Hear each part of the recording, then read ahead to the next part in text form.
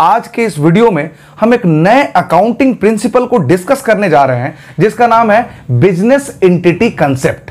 अब इस कंसेप्ट को शुरू करने से पहले इस कंसेप्ट के बारे में एक स्पेशल फीचर्स या फिर विशेषता मैं आप सबको बताना चाहता हूं। तो आइए शुरू करते हैं। ये जो बिजनेस एंटिटी कंसेप्ट है बच्चों, ये जितने तरह के फॉर्म्स ऑफ बिजनेस हैं उन सारे फॉर्म्स पे एप्लीकेबल है। तो आपका सवाल आता है कि सर कितने तरह के बिजनेस फॉर्म्स होते हैं?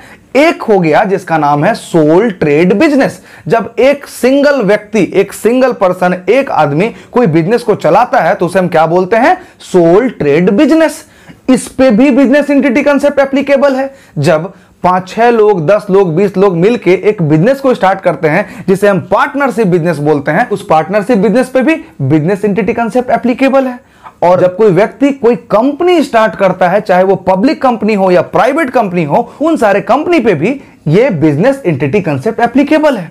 तो सर मुझे जल्दी से बताइए आखिर ये कौन से प्रिंसिपल है, कंसेप्ट है जिनका एप्लीकेबिलिटी इतना वाइडर है? हाँ, ये बात तो आपने बहुत सही बोला। तो आइए बिना देर किए शुरू करते हैं। अब ये देखिए, ये है ओनर, दैट मीन्स मालिक, लैंडलॉर्ड। अब किसी भी बिजनेस का जो मालिक होगा या तो वो सोल ट्रेड हो सकता है। अगर एक बिजनेस है, अकेला आदमी बिजनेस करता है तो उसे हम सोल ट्रेडर बोलेंगे। 5-6 लोग मिलकर बिजनेस करते हैं और उसके मालिक को हम क्या बोलेंगे? पार्टनर्स बोलेंगे। अगर कोई कंपनी है उसके मालिक को हम क्या बोलेंगे? शेयर होल्डर बोलेंगे। इन शॉर्ट ये है मालिक, that means landlord, proprietor, owner. अब ओनर क्या है? बिजनेस में एक नया बिजनेस खोलता है और बिजनेस का नाम है आइसक्रीम शॉप, और उस बिजनेस में कितना रुपया लगाता है? 1 लाख रुपया। अब सुनिए, जो भी ओनर बिजनेस में पैसे इन्वेस्ट करता है उसे हम क्या बोलते हैं? पूंजी, दैट मीन्स कैपिटल। तो ओनर बिजनेस में कितना कैपिटल इन्वेस्ट करता है? सर 1 लाख। और बिजनेस का नाम क्या है? Ice cream shop. अब बच्चों मेरी बात को जरा ध्यान से सुनना। जिस दिन ये आइसक्रीम शॉप खुली उस दिन से बिजनेस का एक अपना पहचान हो गया और मालिक का एक अपना पहचान हो गया। मतलब उसी दिन से सेपरेट हो गए दोनों। बिजनेस का एक अपना पहचान है और मालिक का एक अपना पहचान है। दोनों का आइडेंटिटी अलग अलग है।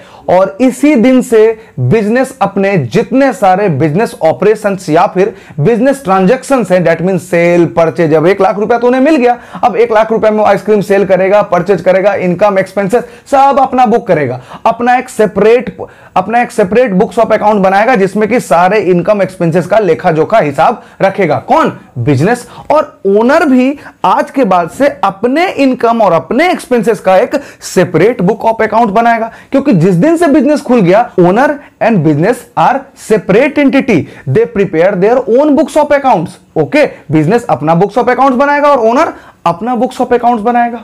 और जिस दिन से ये बिजनेस ओपन हुआ, बिजनेस अपने पॉइंट ऑफ व्यू से सारे ट्रांजैक्शंस और बिजनेस ऑपरेशन को रिकॉर्ड करेगा और ओनर अपने पॉइंट ऑफ व्यू से अपने इनकम और एक्सपेंसेस को रिकॉर्ड करेगा। दोनों का पॉइंट ऑफ व्यू अलग है क्योंकि दोनों सेपरेट लीगल एंटिटी हैं।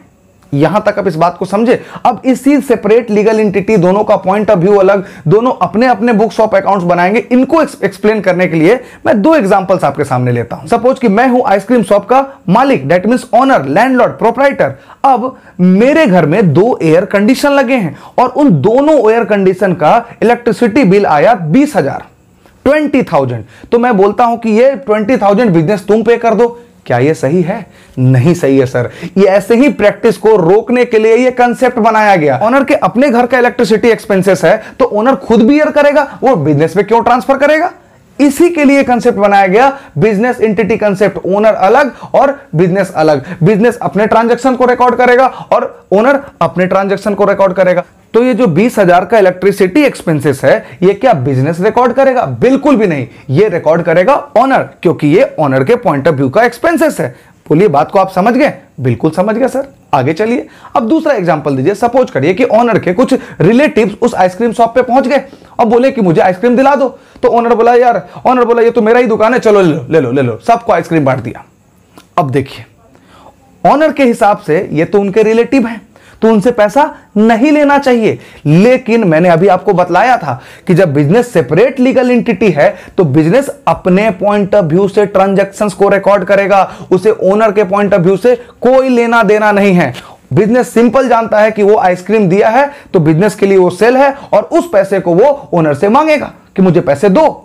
क्योंकि बिजनेस अपने पॉइंट ऑफ व्यू से रिकॉर्ड करेगा ट्रांजैक्शन को। तो मैंने फिर से अपने बात को आपके सामने रख दिया कि बिजनेस एंटिटी कंसेप्ट ही है जो कि बतलाता है कि बिजनेस के ट्रांजैक्शन बिजनेस के पॉइंट ऑफ व्यू से रिकॉर्ड होंगे। तो बताइए, ये जो मालिक है, ऑनर जो है, जो भी आइसक्रीम खिलाया उसका पैसा बिजनेस को मिलना चाहिए कि नहीं मिलना चाहिए? बिल्कुल मिलना चाहिए, क्योंकि बिजनेस के पॉइंट ऑफ व्यू से ये जो आइसक्रीम दिया वो उसके लिए सेल होगा और उसके लिए इनकम होगा। तो क्या इस बात को आप समझ रहे हैं? बिल्कुल समझ रहे हैं। मैं एक बार फिर से रिपीट करता हूं, owner separate legal entity, business separate entity.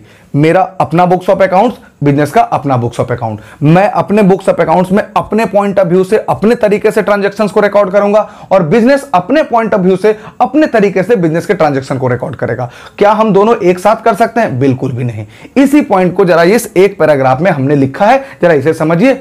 This concept is applicable for all type of organisation whether sole trade, partnership और कंपनी। ये जो कंसेप्ट है वो हर तरह के फॉर्म्स ऑफ बिजनेस पे एप्लीकेबल है, ताकि वो चाहे वो सोल ट्रेड हो, एक बिजनेसमैन हो, पार्टनरशिप हो, कुछ लोग का बिजनेसमैन हो या फिर कंपनी हो, ये सब पे एप्लीकेबल होगा। एक दूसरा, according to this concept business has separate identity from its owner and vice versa. इस कंसेप्ट के हिसाब से बिजनेस का अपना एक पहचान है और ओनर का अपना एक पहचान है, दोनों सेपरेट लीगल एंटिटी है। मैंने पहले ही समझाया है आपको। आगे देखिए, owner prepare their books of account and business prepare their own books of account। Owner अपना बुक्स ऑफ अकाउंट बनाएगा और बिजनेस अपने बुक्स ऑफ अकाउंट्स को बनाएगा।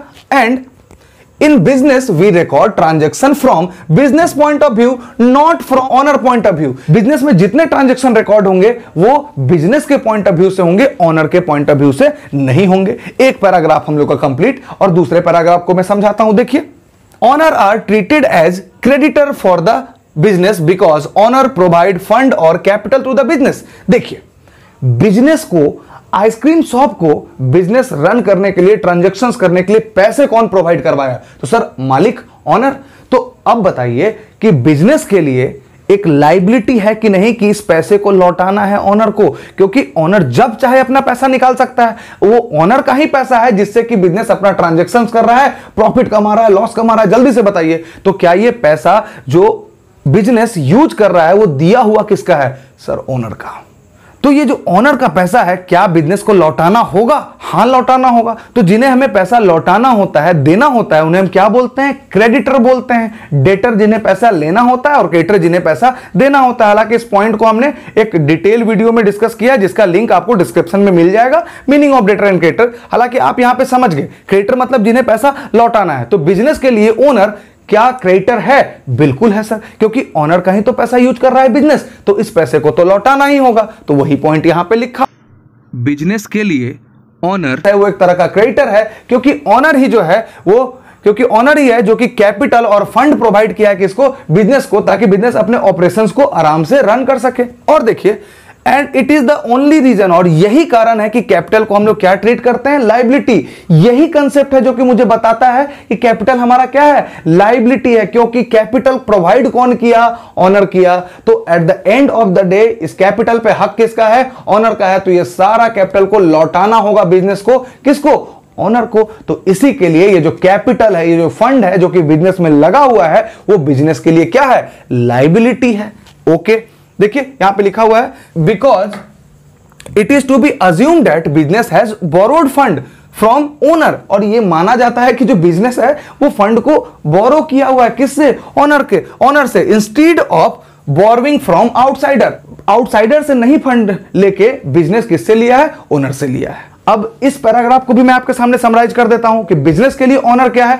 सर बिजनेस के लिए ओनर क्रेडिटर है, क्योंकि बिजनेस को पैसे लौटाने हैं। और बिजनेस के लिए जो कैपिटल है वो क्या है? सर बिजनेस के लिए वो कैपिटल लाइबिलिटी है, क्योंकि वो पैसा किससे उधार लिया है? ओनर से लिया है। अब अंतिम पॉइंट मैं आपको समझाना चाहता हूं, देखिए जरा।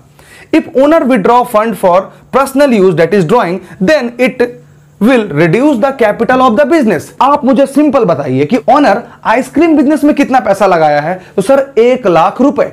अब किसी कारण से मान लीजिए ओनर उस बिजनेस से 20,000 रुपए निकाल लेता है, तो बिजनेस के पास कितना लायबिलिटी है लौटाने का ओनर को पैसा बताइए, क्या 1 लाख या 1 लाख माइनस 20,000 80,000। अब बिजनेस कितना पैसा लौटाएगा ओनर को, 1 लाख या 80,000, जल्दी से बताइए। तो सर जवाब है 80,000, क्योंकि जितना पैसा ओनर बिजनेस से विड्रॉ कर लेगा उतने पैसे के लिए अब बिजनेस लायबल नहीं होगा। वही चीज यहां पे लिखा हुआ है कि जितना पैसा आप विड्रॉ कर लेंगे फंड से उतने से रिड्यूस हो जाएगा आपका capital. This is all about business entity concept. My dear student, अगर ये वीडियो को आपको समझने में कहीं भी किसी तरह की कठिनाई है तो आप हमें जरूर कमेंट बॉक्स में लिखें, और ये वीडियो अगर आपको समझ में भी आया हो तो आप हमें वो भी बतलाएं। Thank you once again.